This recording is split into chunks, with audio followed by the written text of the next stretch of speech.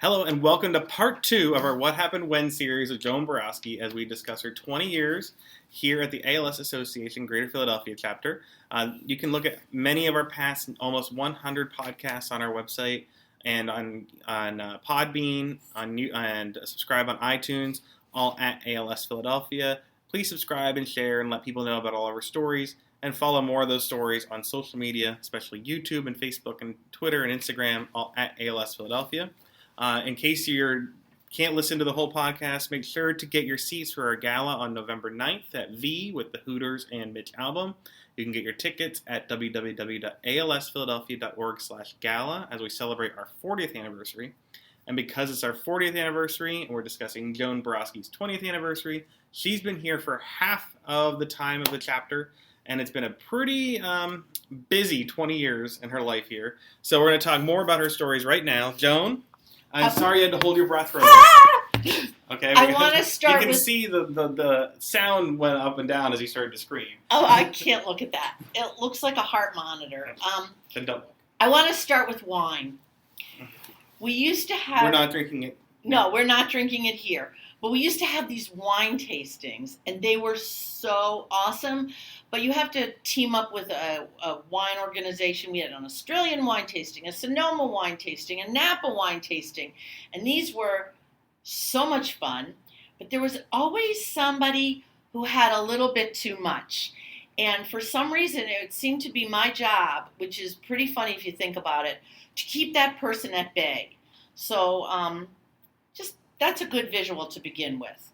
I just want to talk about a couple of the events in which I was involved that really helped us raise a lot of money. Why am I talking about money so much? Because you are a development person. I'm a development person, and at the end of the day, we cannot provide these incredible patient programs and support research without the money. Where do we get the money? We get the money from individual donors, organizations, grants, events. Have I covered it all pretty much? I mean, we get individual donations online too, which we didn't do before. Well, that's what I wanted to say. Once the internet came up, boom. Right now, and I can be contested on this, the vast majority of our donations come in online. That hasn't given us less work because we still want to thank every single person. And that's really what I want to do. I want to thank every single person who's listening to this podcast and enduring my 20 minutes of rants and raves. But on a very serious note, there has never been a day where I walked up those steps into this office that I didn't want to be here, where I didn't think that I was touching someone's life in a positive way.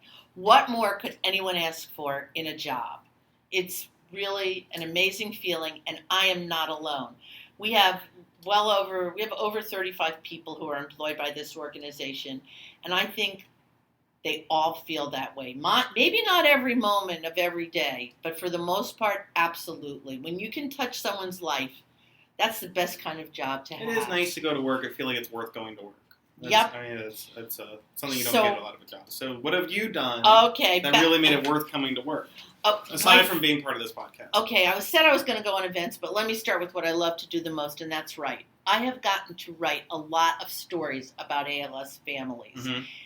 I have had so much fun writing about Ellen Phillips and her family. Ellen, way back when, became involved with the chapter, and she was not the actual founder. That was Felice Weiner, who sadly we lost to ALS last year. But Ellen definitely propelled us, and we would not be the organization we are today without her. Is it incomparable spirit, zest, longevity, persistence, and basically love that got us to where we are today. So I love to write about ALS pioneers and people who really changed the course of this organization. Let's see. Some of those people, Dale Scheimer, he started the Marjorie Scheimer Equipment Loan Program. I always thought that Dale was really conservative and straight. I mean, he's from Indiana. We don't have to talk about anyone. He is straight. We don't have to talk about anyone's sexuality. No, but It's not that kind of podcast. Dale's a lot more than that. He's a great guy, and he actually used to go to one of our clinics and meet all the patients and help them out and make them feel at home there. There are just a lot of Dalesheimers out there. The Lotish family, Len and Susan, they're great people, and I could tell you a million Lotish stories. They do this bike ride for the chapter. Now, they started around the same time around you started, right? They're in their 22nd year now. They just finished. So was that one of the first things you did, was the Lotish bike ride? Yes, and one of my favorite Lotish bike rides was when they went to South Africa. Now, understand... Now, explain what the Lotish bike ride is. Okay. They started out... Len's cousin, Dr. Jules Lotish, had ALS, and in his honor at the time, unfortunately, Jules passed away. He was an oncologist who actually wrote a book telling people how to care for people with ALS. Passed away in 2008. But Len and Susan thought, what can we do? Len is a professor at Wharton School of University of Pennsylvania. He teaches about entrepreneurship. Susan is a theater producer. They're very active in the Wynwood, Pennsylvania community. Mm-hmm. And they do these tandem bike rides every year. They ride unassisted. All their paraphernalia is on their bikes. And they have gone everywhere from China to France to South Africa to Israel, through Canada. They went this year from Niagara Falls to Cornwall, Ontario. The best picture is South Africa. Absolutely. There is a tiger biting Len's backside in South Africa. What these people have done in the name of ALS is above and beyond. There's so many other great families just like theirs. The Mackler family, I got to go to the very first Scott Mackler, MD, PhD, 5K run walk back when I started, and they're still doing this. And now his children, Noah and Alexandra, are advancing the chapter's mission by continuing this run every year in Delaware. This year it's at the end of October.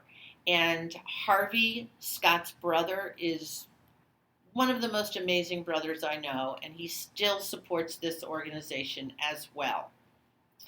So let's think about some fun events that I've gotten to attend.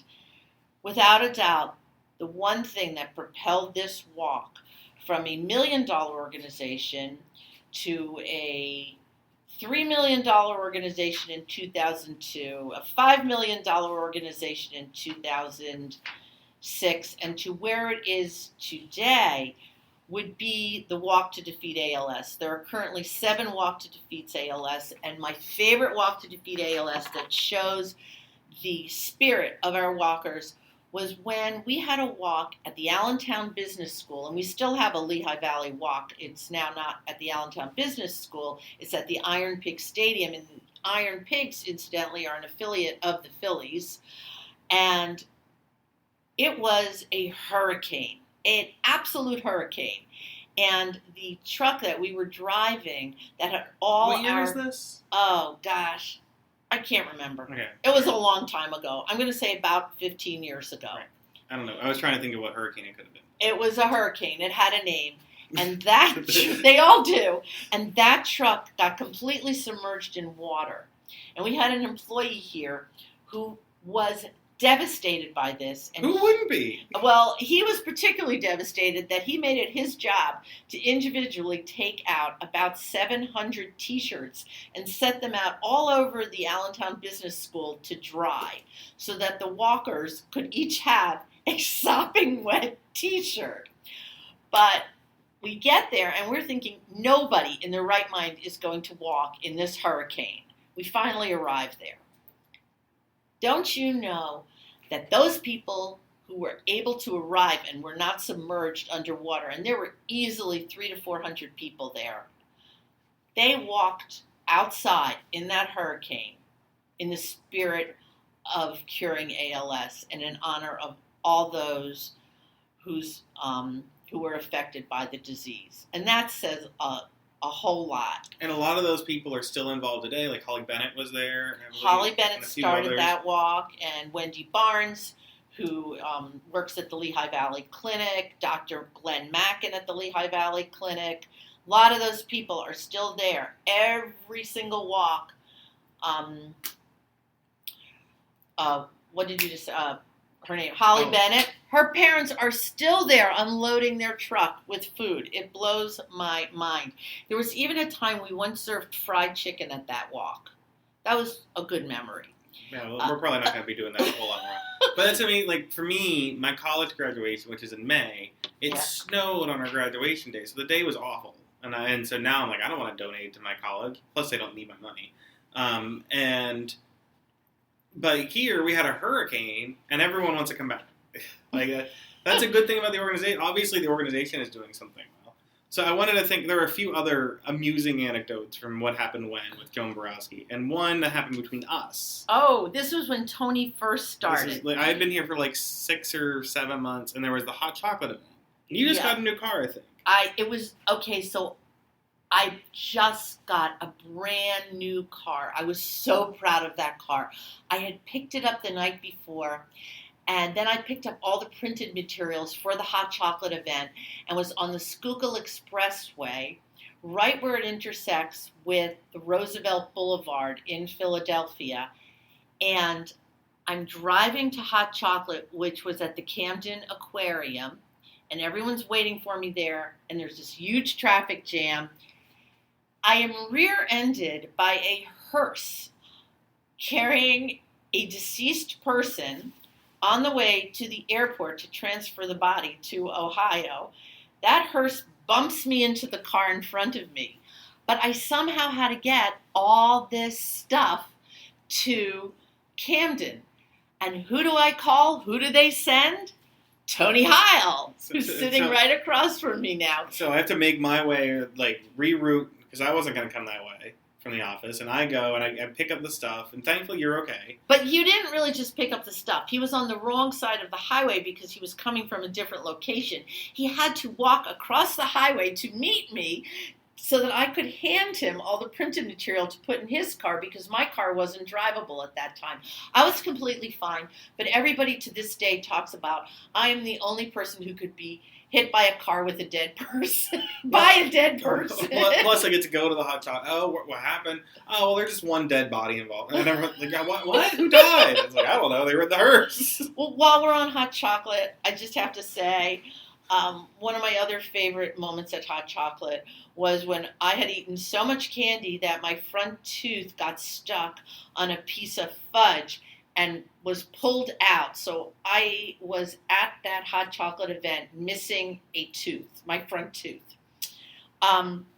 So another great Joan moment. It sounds like a calamity. It's not. It's a serious disease, but it does have its very, very, very funny moments. We have had a lot of other people involved with the organization who are very amazing, and I've had the privilege of working with. One of them is Jeff Abrams and Margaret Barry. Jeff's father had ALS, worked with Dick Cantor, who I mentioned earlier. And Jeff Abrams' father had passed away right before you got here, right? Because I think he's passed away in 96, so... Yes. And he had ALS for quite a long time. 17 years. He did. Met Senator Jacob Javits of New York, who also had ALS. Mm-hmm. At that time, I have pictures vividly in my mind of Howard Abrams with Senator Javits, and Jeff there, and Margaret Barry there. And these people... They got involved in an organization that was a tiny organization that has grown so much thanks to so many people. And, of course, I would be remiss not mentioning the infamous Ice Bucket Challenge. What year was that? That was 2014. Yes. Of course I did that. Again, a time where I screamed so loudly when I did the Ice Bucket Challenge. And I challenged people to raise money for ALS. And... I couldn't speak for 2 days afterwards. And I hope to God that we have another something that has that much impact, that raised How much did it raise for research? Do It you was remember? like $200 million. Yes, Overall, which is for insane. research. It And was insane. And I don't know if you have any interesting Ice Bucket Challenge stories from the first year, but after that, people still wanted to do it, and it's hard to redo the same thing. It's never going to have the same magic as the first time. But you went out to Hershey and started recording because they started doing stuff at the Hershey Chocolate World in 2015, Oh 2016. yeah, we got to go to Chocolate World in Hershey Park, and that was a blast. And you pretty much helped organize that, like out of nowhere. Yeah, no, it was okay. It started with the Hildebrand family, And Heather Hildebrand is a mother with ALS. She's still living. She goes to Hershey Clinic, and her husband wanted to do some big event that would help with the Hershey Clinic, which is amazing. And the Hershey Clinic just celebrated 20 years, so you've been around for basically the entire history of the Hershey ALS Clinic. Yep. So good for you. And that was a wonderful Ice Bucket Challenge in Hershey with the Hildebrand family, and many of the Hershey staff attended. I can't say enough good things about the Hershey Walk. It is a great walk. It started out in City Isle or something in Harrisburg, and then subsequently moved to where we have our clinic at the Penn State Milton S. Hershey Medical Center. Did I say that right? Mm-hmm. Okay. So anyway, when we were back at City Island, it was very, very cool. And there was this one family who still comes every year, and they used to sit there during the entire course of this walk knitting. And they still, to this day, knit, like with needles. Yes, I understand that. Okay.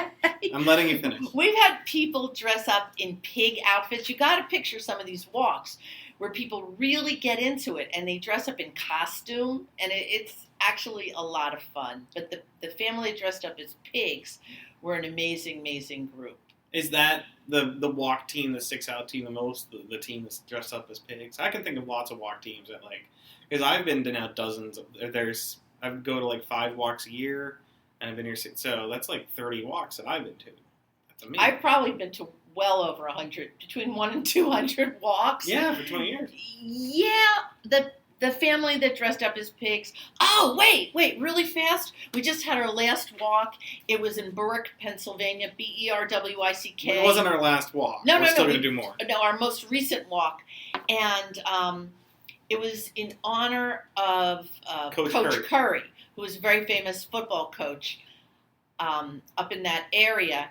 And the individual who was leading the walk was carrying a gigantic football helmet for the entire walk route. Mm-hmm. You felt lazy in response. I would be lazy. I did, and what a group of people there. So I'm doing the walk route with everybody, taking pictures, which is one of my jobs here that I love to do. And this is how great these people are. The police department is behind me in a golf cart, and George Curry's son, who also happens to be the superintendent of schools in Stroudsburg, Pennsylvania. They're in this golf cart, and they are picking up all the signs along the route for us, because generally that's what staff and other volunteers has to do. We have these wonderful in honor of and in memory signs and walk route signs. They pick them up for us and put them in their golf cart. That's the nature of a lot of people who are affiliated with these walks. So you've got this guy carrying this gigantic helmet the entire time, the police department and other volunteers directing traffic at intersections, great sponsors, and other people picking up signs for us along the route. Those are really good memories. I think that the walks, because those are the events we go to the most, like you said, that was really when the chapter took off to another level, as we had the festival, then the walks added on, and suddenly it's another $1 million a year to go to ALS care, and it really brings the chapter forward. But that really restores your faith in humanity when you go to the walks. Everyone's positive. Absolutely, the walks, but there are also these other events that I get to work on, like the Lake Basketball Marathon. Good you can't do any better than Patty Lake Quinn and Dan Quinn, Phil Martelli, people who have supported their events. Phil Martelli is basketball coach at St. Joseph's University. And again, they started they just celebrated 20 years of doing that, right? A couple of years ago, yeah. And so you've been around for basically the entire history of the Lake basketball. Actually, it was the 25th anniversary. Right, so you haven't been there the whole thing, but you've been there for most of their history. Yeah, you really don't do much better. There have been some memorable moments at Lake Beef and Beers and Lake basketball marathons. We were lucky enough to get the Mummers one year. Mm-hmm. That event started in one location, then it moved to Drexel Hill Middle School, then it moved to Monsignor Bonner High School, and now it's at Haverford College, and it's this October. And I can't say enough good things about the group at Haverford. And Corey Waltz with Haverford created a whole ALS thing, and they created this new ALS community. The Joe Schwartz 3K, the Joe Schwartz Memorial 83 Memorial 3 is a long title. But they do this partly because they've partnered and seen what the Lake basketball community does. Absolutely. The Phillies wives and ball girls have been involved. Some of our local, quote-unquote, celebrities, people in broadcast, people like Michael Barkan have played, other coaches, Fran Dunphy, Phil Martelli. And you and Michael Barkan are best friends. I love Michael Barkan. He still helps us out, calls me Joni, which I love. And we've got other people in the media who... I got to mention Bill Henley, who I always shriek with, another person who I lose my voice with. He's a meteorologist. He's responsible for the weather in the greater Philadelphia market. Mm-hmm. If it rains, it's Bill's fault. So was that hurricane his fault, or wasn't he right? Absolutely. But no, that's Lehigh Valley, so it's not really his. That was the... No, but he's in charge. He has a direct line, so forget that. Michael Barkan, other people in the media who have been involved with us for a very long time. Can I just back up to the Phillies 1 second? Yeah. I can't end this without talking about Harry Callis. Mm-hmm. I would get to the annual luncheon every year, and I get really nervous at events, and I would see Harry Callis and Ellen Phillips going over Harry's notes for it, and I knew that everything was going to be fine. And subsequently, when we lost Harry and Scott Palmer took over that job as MC, I know that when they get there, it's going to be fine because they are professionals. They are masters at what they do. And how lucky am I to get to work with these people who they walk into a room and I know that there aren't going to be any screw-ups because they're going to cover them up if they happen. And of course, things do happen. Yeah, Scott Palmer, I feel like with the way he talks, he could make anything sound fine. Like, if my wife, hopefully she's healthy for the next 100 years, but if she got cancer and Scott Palmer told me, I would be less devastated. He's got the best voice for these events, and he just does it so have easily. A cure. It's effortless. He wouldn't have the cure, but he would be able to he's able to speak so and I was going to mention, because you saw all these people's names that have come to events like Michael Barkan, Bill Henley, and people who are celebrities in the Philadelphia area and the Phillies, and they're all just regular people. Like, they remember us. They could easily forget. They see lots of charities. They see lots of people, hundreds, thousands of people every year. And yet, they remember you. They know you as Joni. Yep. They remember our patients. And so what's it like just as we leave here, knowing that when you go see somebody, they don't forget you. They don't forget you. They don't forget us. It's not just those people. It's people involved with the ALS cause. People like the Powell family, whose honor our patient services program was named. What's it like when people know who I am? Well, not just you. I mean, but like you go to someone like we're gonna have like Dan Fitzpatrick from the Citizens Bank, and a higher up, does a lot of community work, right?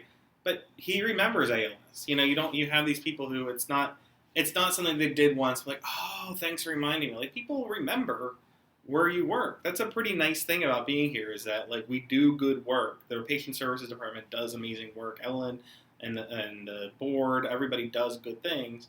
So it's nice going out and meeting people, and yet with all that anyone else has in their head, they don't forget who we are and what we do. It's because of what we do. It's because of the patient services team.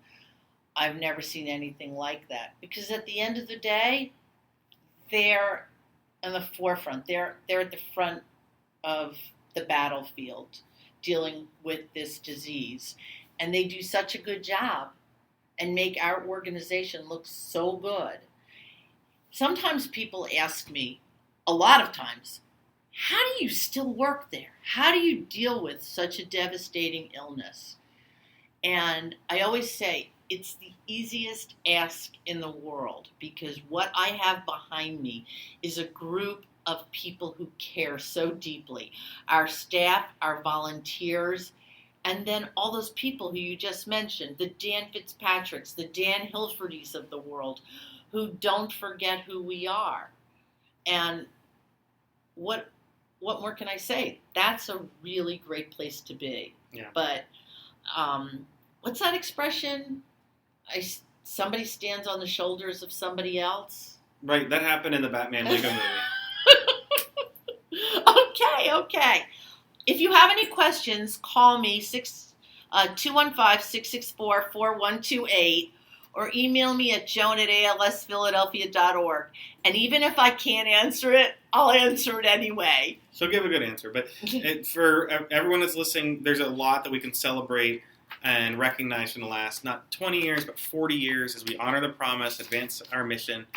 Come to our gala on November 9th at V in Philadelphia. The Hooters will be there. Mitch Albom will be there. The Phillies representatives will be there.